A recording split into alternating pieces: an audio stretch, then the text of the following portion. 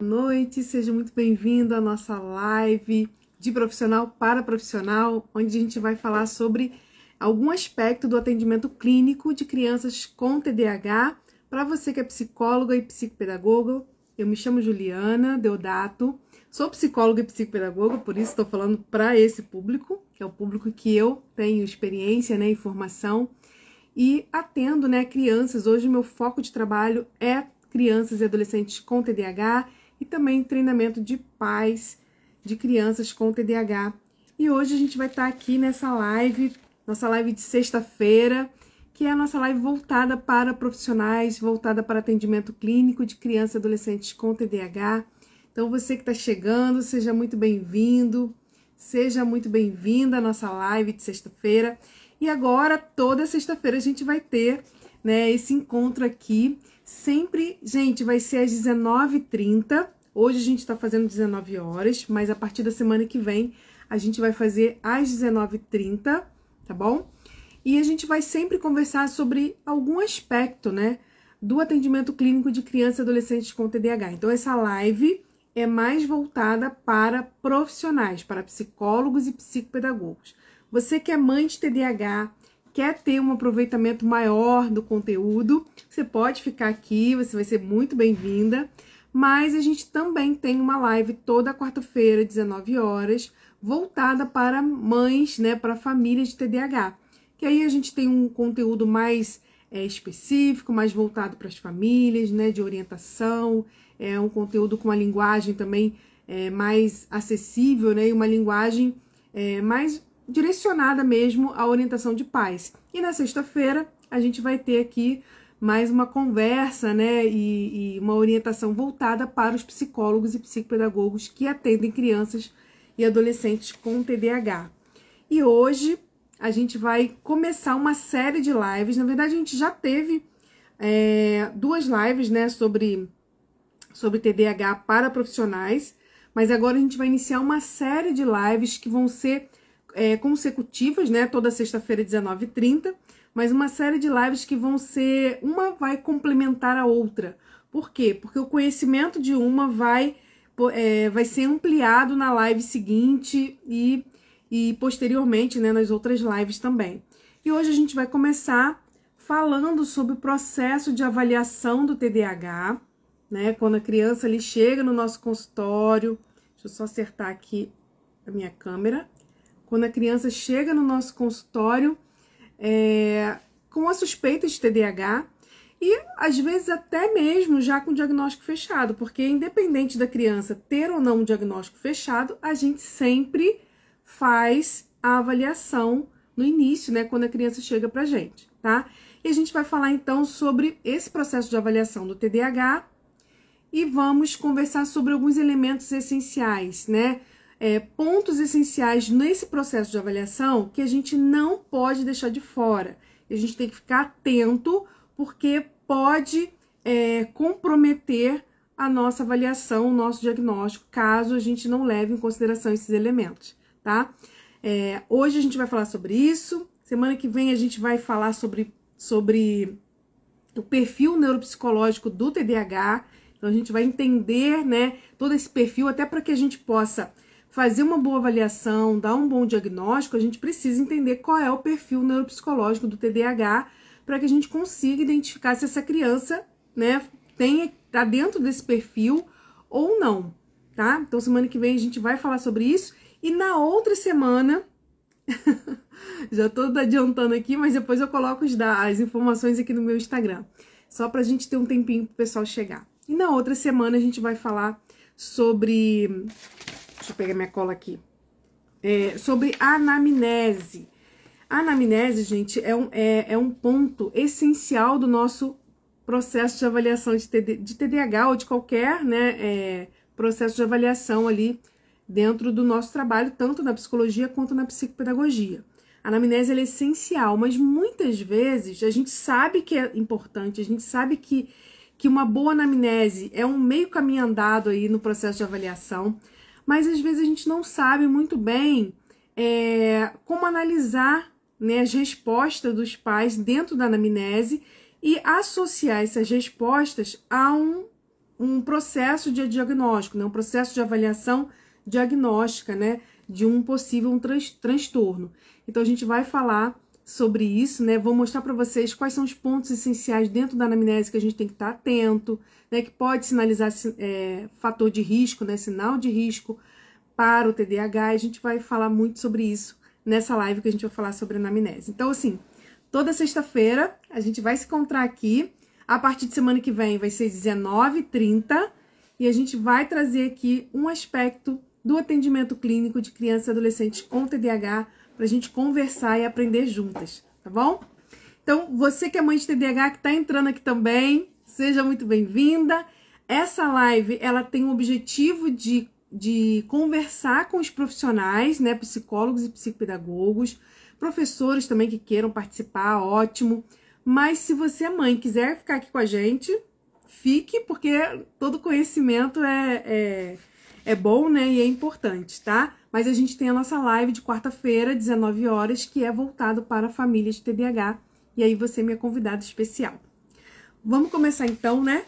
A gente já se apresentou, já dei boa noite aí ao pessoal que tá entrando, já tem gente aqui na nossa live. Boa noite, Beth Mática entrou aqui na nossa live. Ó, semana que vem, dia 15, a gente vai ter uma live com a Beth, Elizabeth, né? Da Beth Mática, vai ser imperdível. Depois eu vou colocar todas as informações aqui no Instagram para vocês. Vai ser uma live que, sim, muito especial. A gente vai falar sobre matemática de uma forma lúdica, de uma forma totalmente diferente. A gente vai gamificar a aprendizagem da matemática para que, através da gamificação da matemática, a gente possa estimular as funções cognitivas, as funções executivas do seu filho com TDAH. Então, vai ser imperdível essa live, tá? Imperdível mesmo. Se fosse você, já anotava aí quarta-feira na sua agenda para você não esquecer e para você não marcar outra coisa, né? E não perder essa live que vai ser muito, muito, muito boa mesmo. Vai ser muito especial. Então, vamos lá. Então, a gente vai falar sobre o processo de avaliação do TDAH. A gente vai falar de alguns elementos essenciais. Eu separei aqui alguns pontos que a gente precisa estar atento dentro do processo de avaliação, que a gente não pode deixar de ficar atento, nem não pode deixar de fora. Quando a gente vai avaliar uma criança com suspeita de TDAH, a gente tem que pensar o seguinte: não dá para a gente fazer uma boa avaliação somente com aquele conhecimento superficial do que é o TDAH. Ah, o TDAH é a criança que vive no mundo da lua, o TDAH é aquela criança que tem dificuldade na escola, é aquela criança que não para quieta, é aquela criança que tem dificuldade de atenção na sala de aula, no copia o dever, enfim. Se a gente for só com esse conhecimento básico, né, superficial, para uma avaliação de TDAH, provavelmente a gente vai cair no erro de fazer diagnósticos equivocados. Por quê, gente? Porque apesar do diagnóstico TDAH ter critérios, né, bem definidos, e é importante que a gente saiba disso, é um diagnóstico complexo. Por que é complexo? Porque os sintomas do TDAH podem ser confundidos com sintomas de outros transtornos também.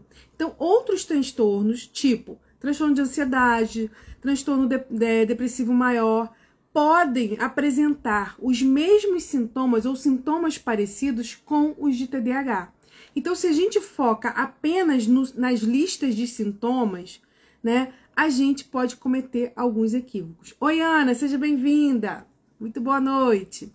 Então, a gente precisa ter cuidado com esse processo, né? Primeira coisa, a gente precisa ter 2 tipos de conhecimentos primordiais, essenciais. Claro que muitos outros também, mas eu vou destacar 2. O primeiro, a gente precisa conhecer sobre desenvolvimento infantil. Então, não dá para a gente atender crianças e adolescentes sem que a gente entenda sobre desenvolvimento infantil, sobre as etapas do desenvolvimento, sobre aquilo que é esperado para cada faixa etária dentro do processo de desenvolvimento de uma criança, de um adolescente, de um adulto, ok?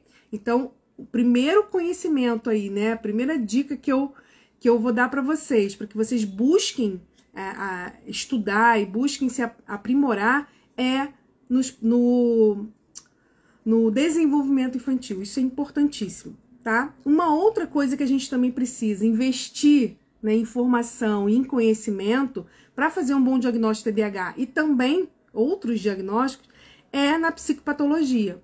Gente, não dá para a gente avaliar TDAH sem a gente conhecer pelo menos, né, o que faz parte, né, o núcleo básico de cada transtorno que pode estar ali presente na infância. E principalmente dos transtornos que têm ligação, né, que podem vir como comorbidade do TDAH ou podem ser confundidos com TDAH. Então, eu, por exemplo, né, hoje eu me dedico muito mais, né, a estudar o TDAH, porque é o meu foco de interesse, é onde eu mais trabalho, né? Hoje quase 100% dos meus pacientes têm TDAH, então é onde eu, né, me especializo. Só que não dá para eu estudar só TDAH. Eu preciso também estudar sobre transtorno de ansiedade, sobre depressão, eu preciso estudar sobre TOD. Então eu preciso estudar sobre psicopatologia daqueles transtornos que são mais comuns na infância, que podem ser confundidos com TDAH e também que podem aparecer juntos com TDAH. Okay? Então, estudar sobre desenvolvimento infantil e psicopatologia é, vamos dizer assim, que o básico para qualquer profissional, seja você psicólogo, né? Até você psicopedagogo também precisa, para que você possa fazer uma boa avaliação. E aí, por que disso? Porque a avaliação do TDAH, ela é fundamentalmente clínica. Então, é uma avaliação onde a gente não tem um marcador biológico, onde a gente não tem um teste, um exame que vai detectar se a pessoa tem ou não TDAH, né? Assim como, se eu for lá e fizer um exame numa pessoa, né, avaliar ali a glicemia dela, e se a glicemia dela deu um determinado valor, a partir desse valor eu vou diagnosticar se aquela pessoa tem ou não diabetes. No TDAH isso não existe. Não tem um marcador que vai me dizer, ó, daqui para cima é TDAH, daqui para baixo não é TDAH. É uma avaliação clínica e por ser clínica ela se torna complexa e se torna muito dependente do avaliador. Então, dependendo de como eu avalio, eu posso tender para um resultado ou tender para outro. Por isso que nós temos que nos basear nessa avaliação nos critérios clínicos, né, nos critérios diagnósticos que foram definidos, que são definidos nos documentos oficiais onde a gente vai se basear, né, para poder fazer essa avaliação. Então, gente, não dá para fazer uma avaliação de TDAH, e a gente já está falando aqui de vários elementos essenciais dessa avaliação. Não dá para a gente fazer uma avaliação, seja de TDAH ou de qualquer outra questão de uma criança ou adolescente, seja você psicóloga, seja você psicopedagoga, sem que a gente tenha, né, como base os critérios diagnósticos do DSM-5 ou, né, da CID-10. Da CID-10 não, desculpa, da CID-11, que é a que saiu agora, né, que está mais atual. Então a gente precisa ter esses critérios como referência. Senão, a gente vai cair nesse problema de, dependendo como eu interpreto, eu dou o diagnóstico. Dependendo como o outro interpreta, ele dá o diagnóstico ou não. Ainda assim, seguindo os critérios diagnósticos do DSM-5, ainda assim, a gente ainda tem uma certa subjetividade na hora de avaliar. Então, a gente precisa se cercar de elementos, né, que são essenciais nesse processo de avaliação para que a gente caia em erros, assim, no mínimo possível. Cometer erros, vamos? Podemos sim cometer, né? Principalmente se a gente não tem ainda muito conhecimento, se a gente ainda não tem muita experiência, a gente está começando. Podemos cometer sim erros, né?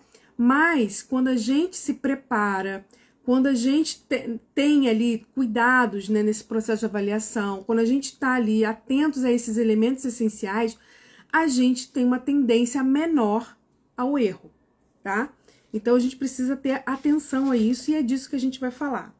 Uma questão, gente, importante é que o DSM-5, né, ele traz, dentro dos critérios diagnósticos, uma lista de sintomas, né? Então, ele tem lá no critério A, sintomas de desatenção, sintomas de hiperatividade e impulsividade, e o próprio DSM-5 define que se a criança apresentou, nos últimos 6 meses, 6 critérios de desatenção, ou, né, pode ser 6 critérios de hiperatividade e impulsividade, já indica que ela tem TDAH.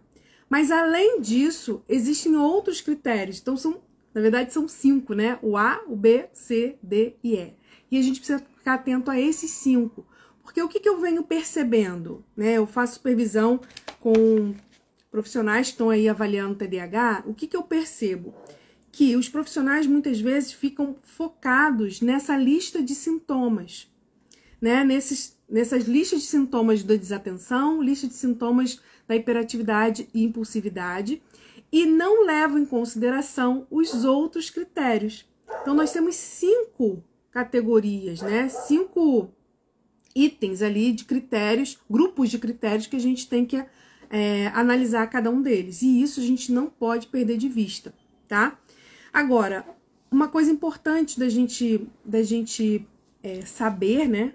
Muitas vezes a gente sabe, mas na hora da avaliação a gente deixa um pouquinho de lado, é que tanto a desatenção, quanto a hiperatividade, quanto a impulsividade, se você for analisar esses sintomas de forma isolada, eles podem ser resultado de várias outras questões que não o TDAH. Então, pode ser resultado, por exemplo, de questões relacionadas à própria educação, né, da própria criação, da forma como os pais lidam com essa criança, das suas relações no dia a dia. Pode ser resultado, né, de sistemas educacionais inadequados, de metodologias, né, educacionais que não estão adequadas ao processo de aprendizagem, né, das crianças.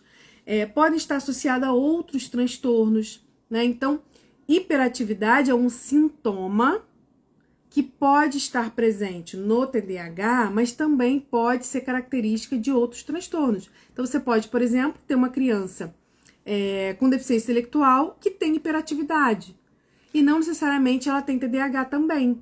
Você pode ter uma criança autista, né, com TEA, que tem hiperatividade e não necessariamente ela tem TDAH também.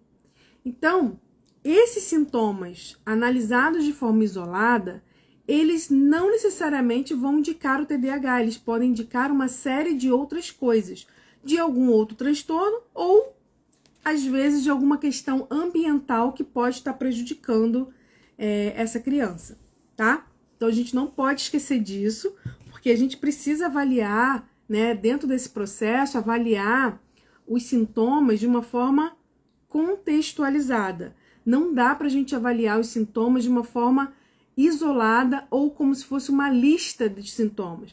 Ah, ele faz isso, ele tem esse sintoma, esse sintoma, esse sintoma, né? Como se a gente fosse lá dar um checkzinho, né? E aí tem TDAH. Não é assim, gente. Cada sintoma daquele que a criança apresenta, a gente precisa analisar dentro do contexto de história de vida dela, como esse sintoma se apresenta, ok?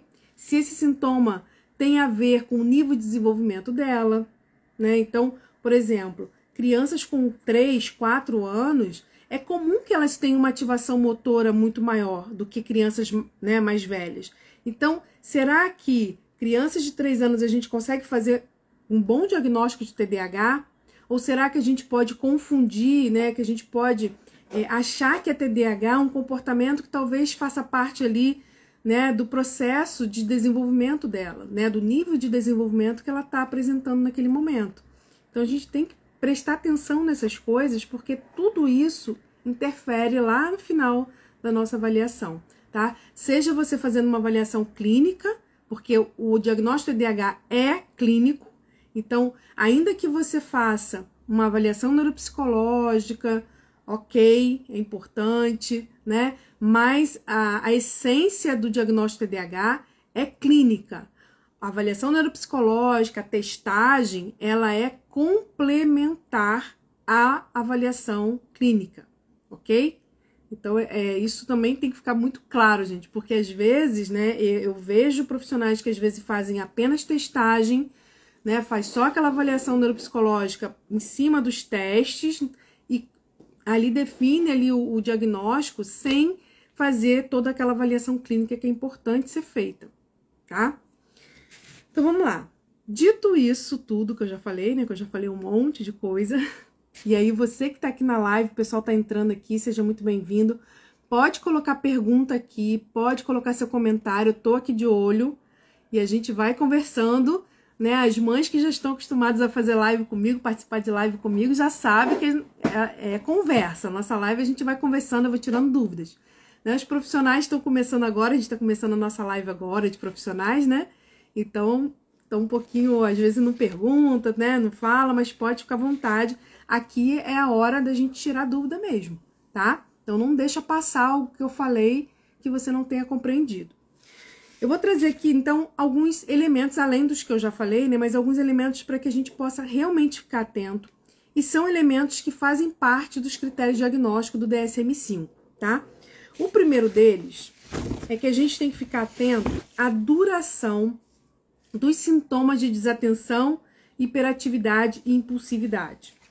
Como assim, Juliana, duração? Lá no diagnóstico, lá no DSM, ele fala aqui, para que a gente possa, né, considerar aquele sintoma presente na pessoa e que ele pode estar indicando o TDAH, ele tem que estar presente, ele tem que ser persistente por pelo menos 6 meses, tá? Então, quando a gente vai avaliar o TDAH, a gente tem que prestar atenção nessas questões. Por quê? Porque aquele sintoma, ele tem que ter uma persistência no tempo. Ele não pode ter começado agora, mês passado ou 2 meses atrás eu comecei a perceber que ele começou a ficar assim, e aí eu tô trazendo para uma avaliação e eu já tô diagnosticando. Não, gente, calma.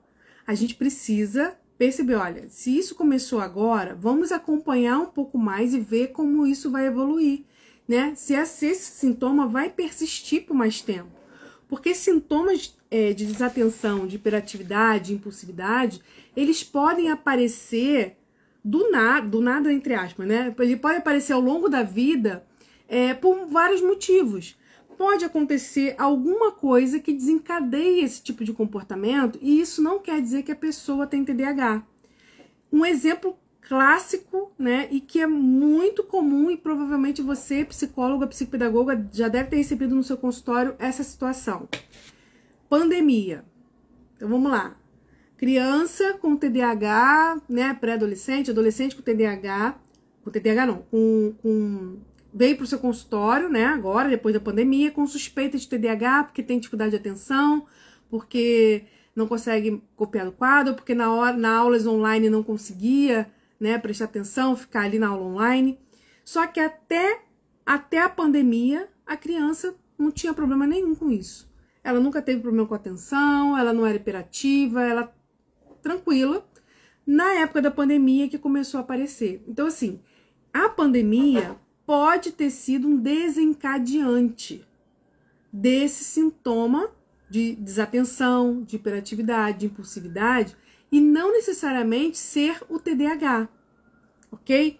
Então, quando os sintomas aparecem a partir de um desencadeante, de algum fator desencadeante, a gente precisa avaliar com mais cuidado, porque pode ser que esse fator desencadeante esteja gerando esse comportamento, ou também pode ser que esse fator desencadeante tenha criado uma demanda maior para essa criança que já tinha TDAH, mas que durante, né, a vidinha dela, ela conseguia, por conta própria ali, encontrar as estratégias da conta, né, das suas dificuldades, e aí os sintomas não apareciam com uma clareza maior. E aí, a partir daquele desencadeante, os sintomas começaram a aparecer com uma clareza maior. Tá? Então, a gente tem que investigar as duas coisas. Se o desencadeante é que está provocando o sintoma ou se aquele desencadeante foi algo que mudou o ambiente, mudou as demandas, mudou o suporte que a criança tem, e aí isso começou a fazer com que os sintomas aparecessem, tá? A gente avalia as duas coisas. Por isso que não dá simplesmente pra gente poder pegar a criança desatenta, tá desatenta, não consegue ficar na aula, não consegue copiar, e aí ela tem TDAH. Não dá pra gente fazer diagnóstico assim, tá? A gente tem que ter realmente cuidado com esses pequenos detalhes que podem, né, ser armadilha aí no nosso diagnóstico, na nossa avaliação, tá bom? Então, a duração dos sintomas é algo que a gente precisa olhar com cuidado, prestar atenção, quando que esse sintoma surgiu, né? Quando que começou a aparecer, quando que você começou a perceber isso? Aconteceu alguma coisa, mudou alguma coisa na vida dessa criança para que você começasse a perceber esses sintomas nela? Tudo isso a gente tem que avaliar, né? E aí é importante, né, essa entrevista com os pais, a própria anamnese, a entrevista com os pais, ela é muito importante, ela precisa ser muito bem detalhada, né? A gente precisa conversar muito com os pais sobre esses detalhes daquilo que ele traz, porque ele traz a informação. Ah, ele não faz, ele não consegue, ele é desatento. E a gente fica nessa fala, né? Porque a gente está muito focado na lista de sintomas do DSM ou na lista de sintomas das escalas de avaliação e a gente não entra a fundo nesses sintomas. E entrar a fundo nos sintomas é justamente esmiuçar, né? Quando, como, o que aconteceu, quanto tempo, né? Esses sintomas estão aparecendo, tá? Então, não é somente identificar o sintoma, mas esmiuçar esse sintoma e entender o significado do sintoma. E aí a gente já vai para o segundo elemento essencial. Entender o significado do sintoma é a gente entrar mesmo, né, no sintoma e esmiuçar, entendendo ali quando aconteceu, né, o que gerou, o que pode estar gerando, o que pode estar levando a criança a ter aquele tipo de comportamento, quando apareceu, se mudou alguma coisa na vida, se aqueles sintomas quando surgiram eram mais intensos ou menos intensos, se foi ficando mais intenso ao longo do tempo.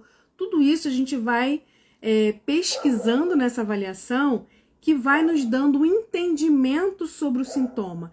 Então, não dá para a gente avaliar simplesmente a partir de uma listagem de sintomas. Meu filho tem isso, isso, isso, isso. Não, a gente vai avaliar a partir, né, de um significado que esses sintomas têm para a vida daquela criança, né, dentro do contexto de vida dessa criança, tá? Uma outra coisa também é que a gente precisa analisar esses sintomas sempre trazendo para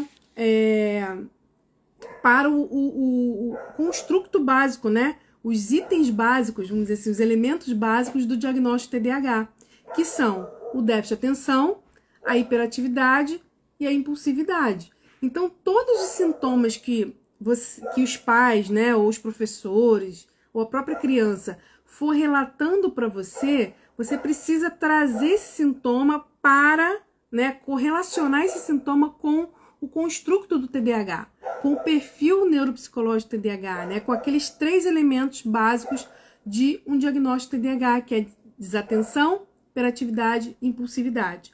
Por que isso? Porque o mesmo sintoma pode ter vários motivos, o mesmo sintoma pode ter várias funções, o mesmo sintoma pode ter várias causas, tá? Vou dar um exemplo para vocês, tá bom? Um sintoma que é muito comum no TDAH, dificuldade em seguir regras. É um sintoma muito comum no TDAH. Então, se uma mãe fala para mim, Juliana, meu filho tem dificuldade de seguir regras, meu filho tem dificuldade de seguir instruções. E aí eu vou lá, então isso aqui tá dentro do critério de diagnóstico TDAH, então ele tem TDAH. Depende.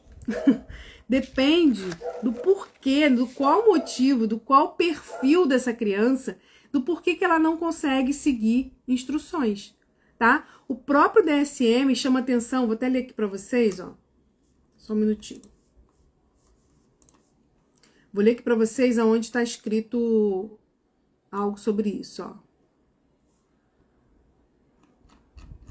Peraí.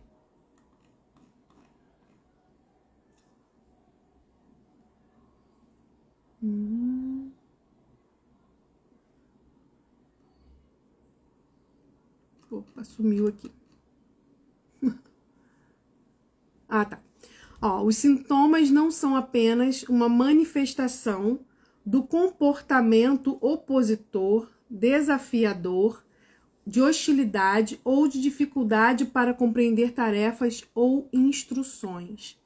Então, o que esse item, né, essa nota que está aqui no DSM-5 quer dizer? Que o sintoma, ele não pode ser relacionado a um comportamento opositor, desafiador, de hostilidade, ou simplesmente porque aquela criança, né, não consegue compreender a tarefa ou não consegue compreender a instrução. Ok? Então, se você tem uma criança com dificuldade de seguir regras, porque ela é opositora, porque ela não segue aquela instrução, porque ela está se opondo a figuras de autoridade, isso não é sintoma de TDAH, isso é sintoma mais do TOD, ok? Se você tem uma criança com dificuldade em seguir instruções, por quê? Porque ela não consegue manter a atenção na hora da explicação. Você está falando para ela o que ela tem que fazer e ela não consegue manter a atenção na sua explicação. Ou ela esquece da instrução. Ou então, quando ela vai executar, ela se perde no passo a passo de execução daquela instrução. Se for isso que acontece, aí a gente pode considerar um sintoma de TDAH. Ok? Então, assim, é importante que a gente analise, tá vendo? Que a gente faça essa análise, né? Uma análise mais funcional, uma análise mais aprofundada de cada sintoma que a criança apresenta, ok? Então, por exemplo, você vai aplicar, né, o SNAP-4, que é uma escala de rastreio ali do TDAH. Se você aplica o SNAP-4, você vai estar lá uma lista de sintomas que os pais, os professores vão marcar, né, quais são aqueles sintomas que estão mais presentes na criança. Se você pega só aquela lista de sintomas, então ele tem aqui 7 sintomas de atenção, então ele está dentro do critério, então ele tem TDAH. Se você fizer isso, é possível que você cometa um equívoco no seu diagnóstico, porque a gente precisa analisar, tá, tudo bem, ele tem dificuldade de seguir instruções, tá, mas vamos lá. A mãe marcou isso, então eu vou trazer essa mãe para uma nova entrevista e eu vou começar a conversar com ela sobre esse item que ela marcou para que ela me explique melhor o que acontece. Em que situações ele não consegue seguir instruções? São em todas as vezes? É quando ele está muito agitado?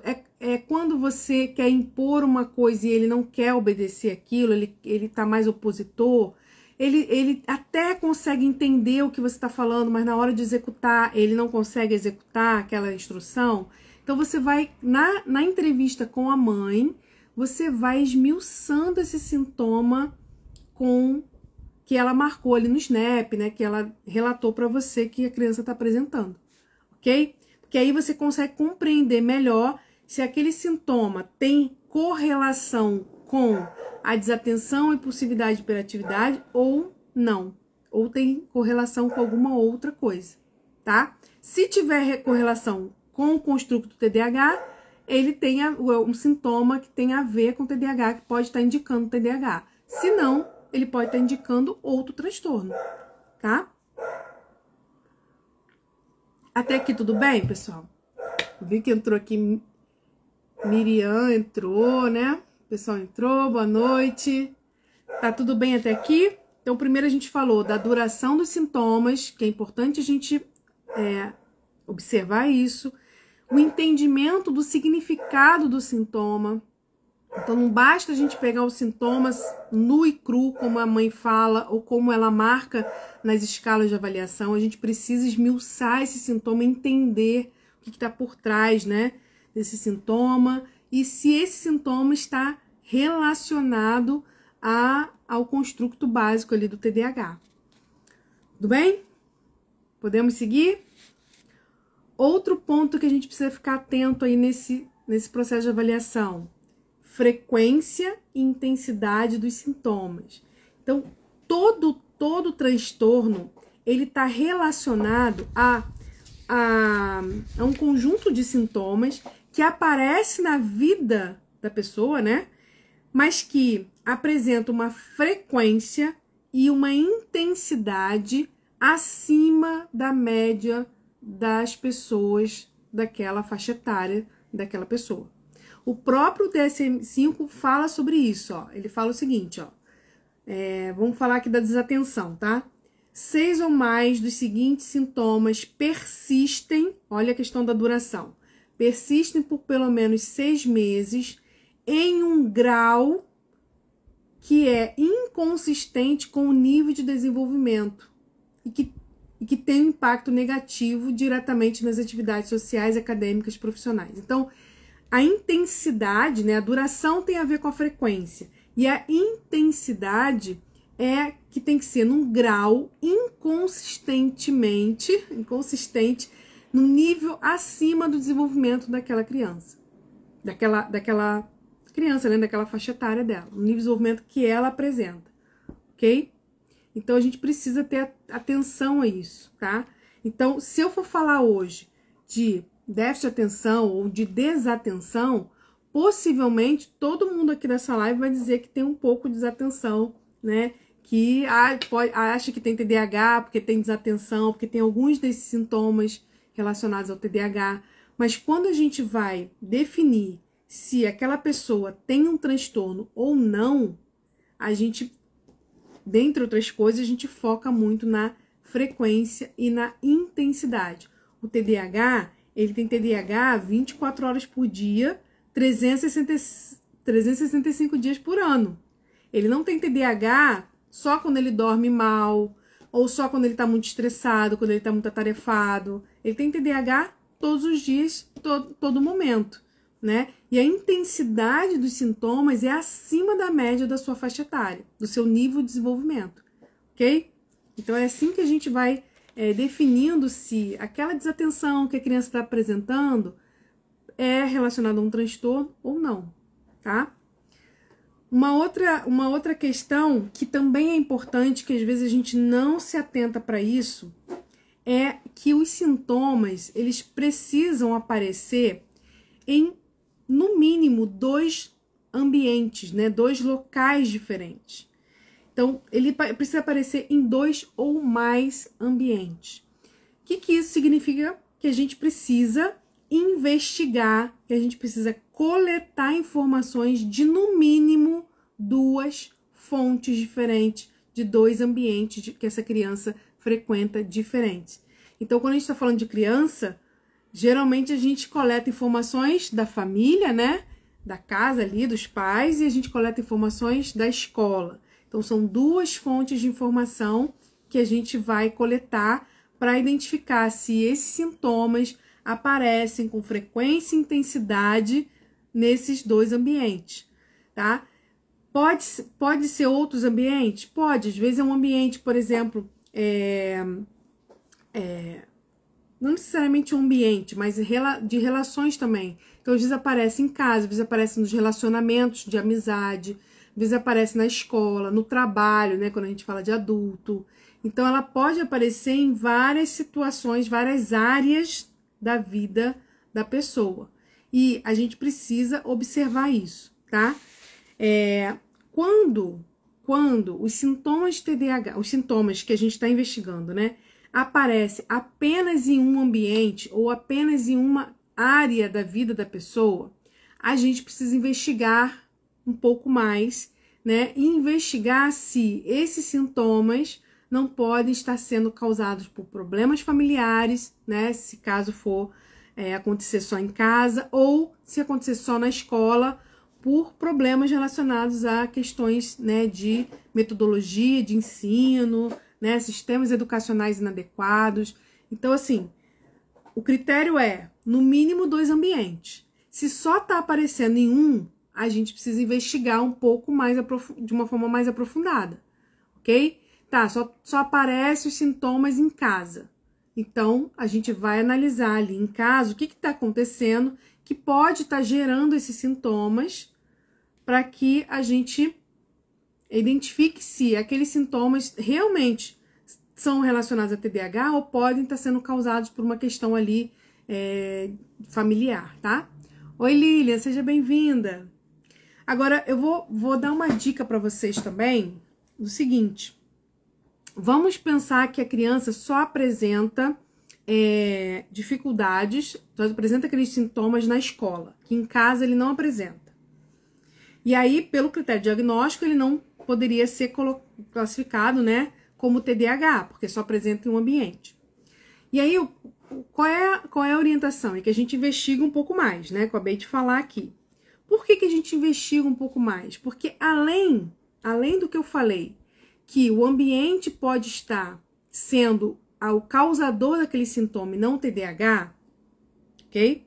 Pode ser um sistema educacional inadequado, uma metodologia inadequada, problemas familiares, desorganização na estrutura familiar, tá? Pode ser isso? Pode. Mas também pode ser TDAH sim, mas que aquele outro ambiente onde não está aparecendo os sintomas, o ambiente está mascarando o sintoma. De que forma? Exemplo, se a criança apresenta dificuldade só na escola, sintomas só na escola, e em casa não, pode ser que em casa a criança não demonstre, né, não apareça muito os sintomas, porque o nível de suporte que ela tem em casa é muito alto. Então, a família dá um suporte para essa criança tão alto e as demandas, exigências que são feitas a ela são tão baixas que o sintoma não aparece, não fica visível o sintoma. E aí, quando ela chega na escola, que o nível de suporte diminui e que o nível de exigência, né, de demandas aumenta, os sintomas acabam aparecendo. Então, a gente precisa avaliar isso também, né? Observar se em casa ela não está apresentando os sintomas porque está sendo ali, de alguma forma, tendo um suporte muito alto, né? Às vezes os pais fazem tudo para essa criança, ela não tem nenhuma responsabilidade ali no dia a dia, e aí os sintomas não aparecem em casa, tá bom? E ao contrário também pode acontecer, né? Então isso também pode acontecer. Em casa tem uma dificuldade enorme, chega na escola, tem um nível de suporte muito grande, e aí a criança na escola não aparece os sintomas, ok? Então, avaliar, né, a persistência dos sintomas em vários ambientes, em várias áreas da vida da pessoa, é também um critério diagnóstico TDAH e que a gente precisa ficar atento para que a gente consiga identificar se aquele sintoma faz parte do TDAH ou se aquele sintoma está sendo causado por alguma outra questão que não é o TDAH. Tá bom? Deixa eu beber uma aguinha aqui. Pessoal, deixa eu ver quem mais entrou. Maiara entrou. Estela, seja muito bem-vinda. Gente, só vou dar um respiro aqui. A gente já tá partindo aqui para os últimos elementos, tá? Mas só para falar para as pessoas que estão entrando. Toda quarta-feira, 19 horas, nós temos uma live aqui no Instagram que é voltada para famílias de TDAH, né? Em especial as mães, né? Que são as que mais me seguem, mas a família de TDAH. Então, é uma live com orientações, com esclarecimentos para as famílias acerca de como criar, né? Como lidar com uma criança TDAH no dia a dia, tá bom? Na sexta-feira, 19h30, a partir de semana que vem vai ser 19h30, nós vamos ter uma live voltada para profissionais, voltada para psicólogos e psicopedagogos que vão estar aqui comigo conversando sobre algum aspecto do atendimento clínico de criança e adolescente com TDAH, ok? Então, toda sexta-feira a gente vai ter o nosso espaço aqui para conversar sobre essa parte mais profissional, né? Parte mais clínica do atendimento de crianças e adolescentes com TDAH. E hoje a gente está falando sobre o processo de avaliação, né? A gente está falando dos elementos essenciais, o que não pode faltar, aquilo que a gente precisa estar atento na hora de avaliar, porque se a gente não ficar atento a esses elementos, a gente pode cair no erro de um diagnóstico equivocado, ou de não fechar um diagnóstico quando a criança realmente tem, ou até de dar um diagnóstico de TDAH quando a criança não tem TDAH, ok? Então a gente já falou 4 4 itens, né? Eu vou falar 5, mas a gente já falou 4, né? A duração dos sintomas, que é a frequência e intensidade. A gente falou sobre o entendimento do significado de cada sintoma. A gente falou agora, né, dessa persistência dos sintomas em mais de 2 ambientes, também é importante. E o último item que eu separei aqui é que os sintomas precisam trazer prejuízo significativo na vida da criança, tá? Inclusive aqui no DSM aparece assim, ó, tem que ter impacto negativo diretamente nas atividades sociais, acadêmicas e profissionais, quando a gente está falando de adulto, né? Então, os sintomas do TDAH, ele tem que ter duração, frequência e intensidade, tem que aparecer em mais de uma área da vida da criança, mais de 2, né, melhor dizendo, no mínimo 2 áreas da vida da criança, e tem que trazer prejuízos significativos na vida dela. Sem esses prejuízos, meu filho ele é agitado, mas isso não traz um prejuízo significativo para a vida dela, pode significar que seja só um perfil daquela criança, um temperamento da criança. Tem pessoas que são mais ligadas mesmo, são mais proativas, né? Isso não quer dizer que ela seja TDAH, não quer dizer que ela seja TDAH, ela só é mais ativa, ela é mais proativa, né? Ela tem mais energia. Tem pessoas que já são mais calmas, já são mais devagar, é o seu jeito de ser, a sua personalidade, o seu temperamento, né? Então, quando a gente faz essa avaliação e percebe que esses sintomas não estão trazendo prejuízos significativos para a vida da pessoa, né? Provavelmente, né? A gente precisa investigar com mais atenção, mas provavelmente isso faz parte do seu estilo de vida, né? Do seu estilo de funcionamento, do seu temperamento, né? Por isso que a avaliação, ela precisa ser bem ampla e bem completa para a gente poder identificar, inclusive, né? Os traços da personalidade dessa criança, desse adolescente, né? O temperamento, para que você consiga perceber o que faz parte dessa criança, do temperamento dela, e o que é sintoma, né? O que é sintoma e o que faz parte do temperamento, né? Da personalidade da criança, do jeito de ser dessa criança, tá? Então, a gente falou dos 5 elementos, mas antes de encerrar, eu quero falar 2 coisinhas com vocês. Deixa eu só dar uma olhadinha para ver se eu não esqueci nada, que eu fiz minha anotaçãozinha aqui, né? Porque é a memória. Tá. Quero falar 2 coisas. A primeira é que quando a gente vai avaliar, né? Fazer essa avaliação, levando em consideração todos esses elementos que eu falei, a gente precisa ficar atento, né? Se aqueles sintomas que estão sendo apresentados fazem parte dos critérios diagnósticos do TDAH, ou se aqueles sintomas podem ser melhor explicados por algum outro transtorno. O próprio DSM-5, ele traz isso, né, no item, aqui na letra E, né?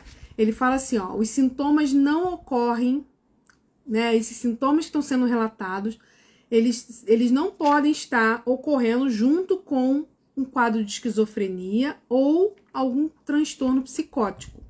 Se os sintomas que estão sendo relatados, eles estiverem aparecendo junto com um quadro de esquizofrenia ou um transtorno psicótico, a gente não vai dar diagnóstico TDAH, ok? Segundo, também não vamos fechar diagnóstico TDAH quando os sintomas que são apresentados são mais bem explicados, são melhor explicados por algum outro transtorno mental, como, por exemplo, transtorno de ansiedade, transtorno de humor, um transtorno de personalidade, enfim, algum outro transtorno que se encaixe melhor, aqueles sintomas se encaixem melhor, tá? Então, voltando, não dá pra gente fazer um diagnóstico de TDAH simplesmente pela lista de sintomas. Os critérios estão no DSM, ele tem ali uma lista, né, de sintomas, de critérios, ok? Mas não é para a gente marcar, fez 6, fez 5, acabou. A gente tem que levar em consideração os outros itens ali embaixo, tá? Os itens, a lista de sintomas fazem parte só do critério A.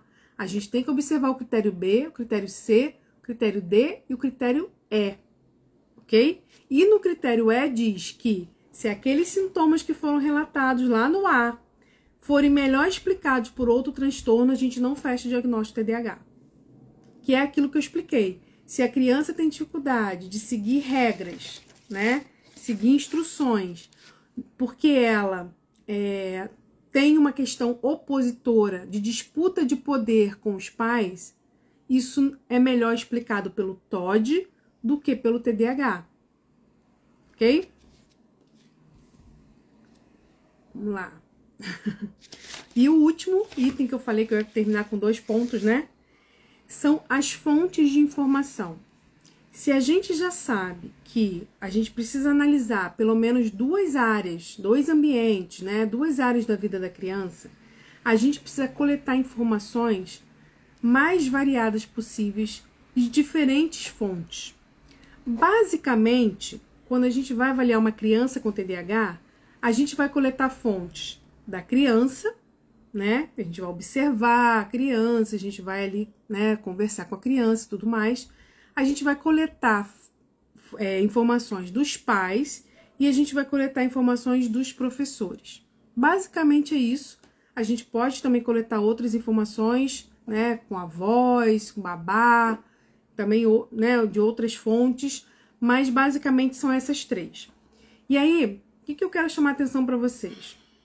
A criança, quando a gente vai coletar informações da criança, há uma tendência da criança subestimar os sintomas. O que é subestimar os sintomas? É ela colocar os sintomas como se fossem menos intensos ou menos frequente do que ele realmente é. Então a gente precisa ter cuidado com isso. A gente vai sim coletar informações da criança, mas a gente tem que ter essa atenção, porque é comum que a criança subestime os sintomas que ela tem, ok? Às vezes ela nem se auto-percebe muito bem.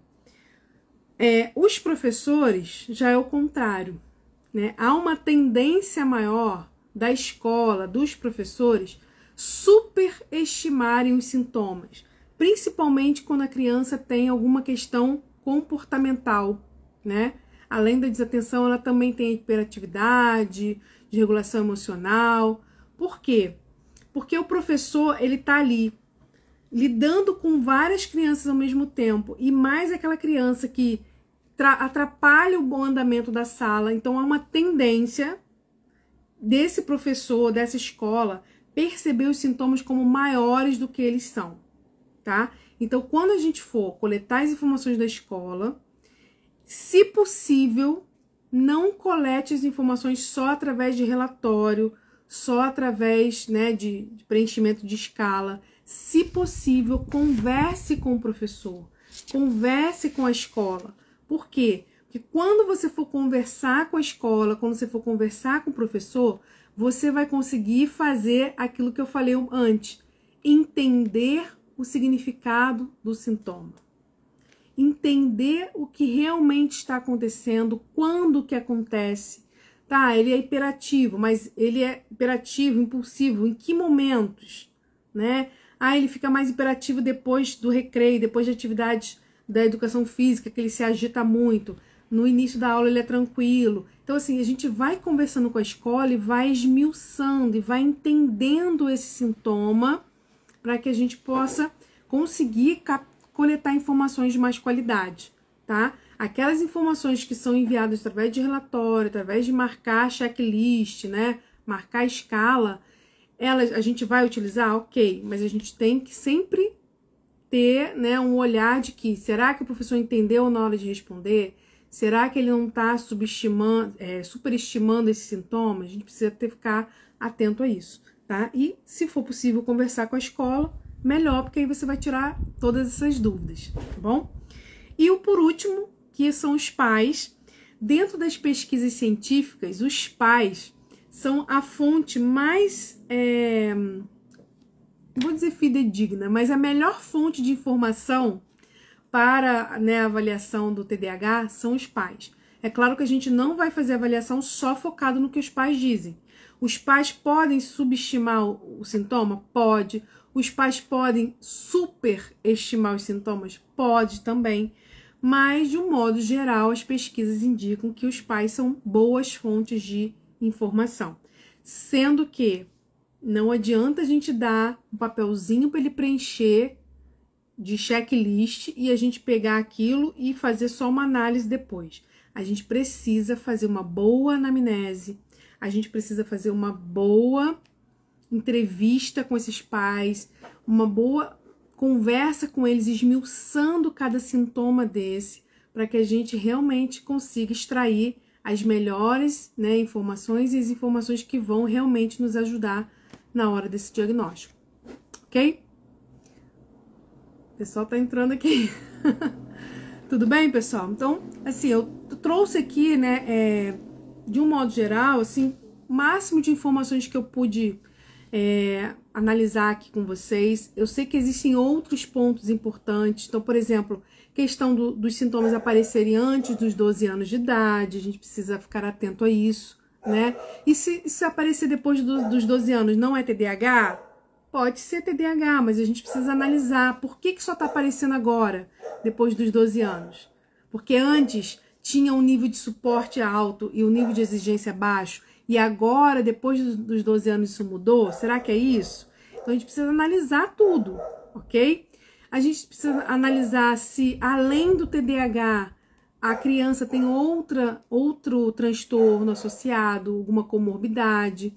Então, a gente precisa, né, avaliar tudo isso na hora da gente sentar, tá ali, né, com a criança, né, na hora da gente estar no processo de avaliação. Então, não é simplesmente, gente, qual teste que eu uso, qual recurso que eu uso, não é simplesmente isso, né? Eu acho que para o diagnóstico do TDAH, o principal, primeiro, você tem que entender, né, os estágios de desenvolvimento infantil, precisa saber disso. Segundo, você precisa entender basicamente de psicopatologia, né, das principais psicopatologias da infância, e você precisa saber fazer uma boa anamnese. Uma boa anamnese é meio caminho andado para o processo de avaliação, né? Uma boa entrevista com os pais, uma boa entrevista com a escola.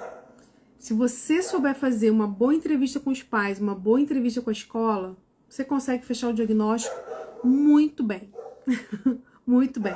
E aí, se ficar alguma dúvida, se ficar alguma questão ali que você não está, né, pode estar confundindo com alguma outra coisa, aí você pode pedir uma avaliação neuropsicológica para complementar, né? Você pode encaminhar essa criança para uma avaliação com fono, né, com algum outro profissional que você identifique que pode te ajudar, né, a ser uma boa fonte de informação também, ok?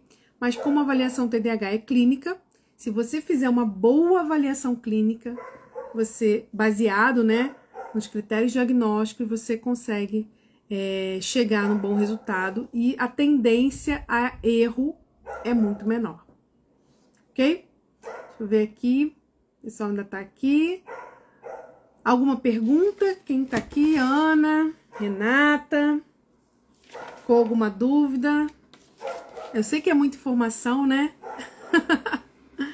Mas a gente vai ter o curso de TDAH para psicólogos logo.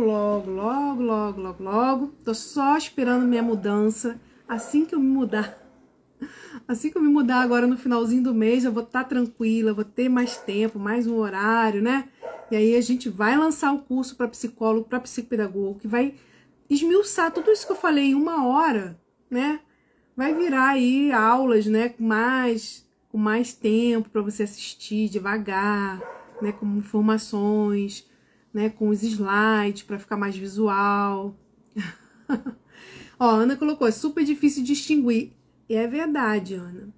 E assim, fazer esse diagnóstico diferencial, né, é essencial, mas não é simples, né? E a gente precisa estudar sobre psicopatologia para conseguir, né, perceber que um sintoma pode estar presente em vários transtornos. Então, será de qual transtorno? Por exemplo, a hiperatividade. A hiperatividade, ele pode estar presente no autismo, na deficiência intelectual, no TDAH. E aí? O que será? Essa hiperatividade significa o quê? Né? Então, a gente precisa investigar muito a fundo, né? Ah, meu filho é hiperativo, ele não para quieto. Tá, ok. Meu filho hiperativo não para quieto. Se eu fico só nisso, a tendência é eu diagnosticar TDAH. E aí eu posso cometer um erro. Por quê? Porque eu preciso avaliar, será que essa criança não tem uma deficiência intelectual que pode estar tendo uma característica hiperativa? Será que ele não pode ter um autismo que não foi diagnosticado e também tem uma característica hiperativa? Então, assim, a gente precisa analisar, né, todas essas questões para que a gente consiga fazer um diagnóstico bem feito, né? Isso, ó, por isso é tão difícil separar o joio do trigo. É difícil, eu vou dizer assim, é complexo. Mas quando você entende, né, qual é o ponto-chave de cada transtorno, você consegue fazer isso de uma forma mais eficiente, tá? E aí eu até indiquei, deixa eu pegar aqui para mostrar para vocês. Só um minutinho. Eu indiquei semana passada, né, na live que eu fiz para profissionais, esse livro aqui. Eu até falo o seguinte, se você puder esperar um pouquinho para comprar, porque como saiu a atualização do DSM-5, né, o DSM-5-TR, provavelmente deve ter uma atualização desse livro aqui também, porque ele é baseado no DSM-5, tá? Mas para a parte de TDAH não teve mudança, então pode ser que esse livro aqui, ó, Manual de Diagnóstico Diferencial do DSM-5. Esse livro nos ajuda muito a fazer essa separação do joio e do trigo. Entendeu? Por quê? Porque ele tem uma parte aqui, ó, quer ver? Deixa eu pegar aqui do TDAH.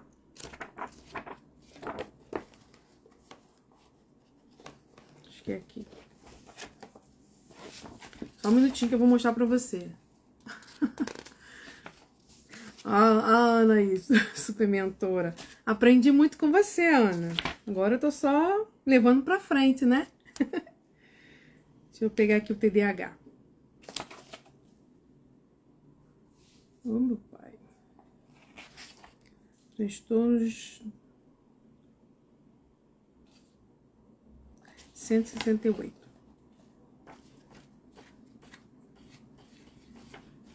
Ó. Aqui, ó. Ele tem... Você vai pelos transtornos, tá? Aqui, TDAH, tá? Aqui ele vai dizendo qual é a característica principal do TDAH. E aqui embaixo ele vai colocando todos os transtornos que podem ser confundidos com TDAH e qual a diferença. Então, por exemplo, ó, TDAH aqui, e o transtorno de oposição desafiante, que é o TOD. Então, ele vem falando a diferença. Ah, no TOD é dessa forma, no TDAH é dessa forma.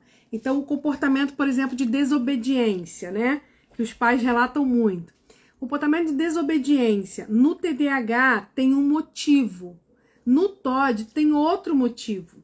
Então, quando a gente... Exatamente, várias possibilidades de rotas. Quando a gente avalia qual é a motivação daquele sintoma no TOD e qual é a motivação do sintoma no TDAH, a gente consegue fazer a diferença. Qual é a motivação do sintoma no transtorno de ansiedade e no transtorno e no TDAH, a gente consegue fazer a diferença. Ou consegue perceber se tem os dois juntos. Então, só para vocês terem uma noção, o TDAH, ele tem aqui, só nesse manual aqui, 1, 2, 3, 4, 5, 6, 7, 8, 9, 10, 11, 12, 13, 14, 15, 16, 17 transtornos que podem ser confundidos com TDAH. É muita coisa, né? É muita coisa. Agora, dá também para você fazer de uma outra forma. Vou mostrar para vocês aqui que também é bem legal. Você pode pegar pelo sintoma. Ao invés de você pegar pelo transtorno, você pode pegar pelo sintoma. Quer ver? Ó, deixa eu pegar um aqui de... desempenho, perturbação, delírio. pegar aqui de... Ó, comportamento agressivo.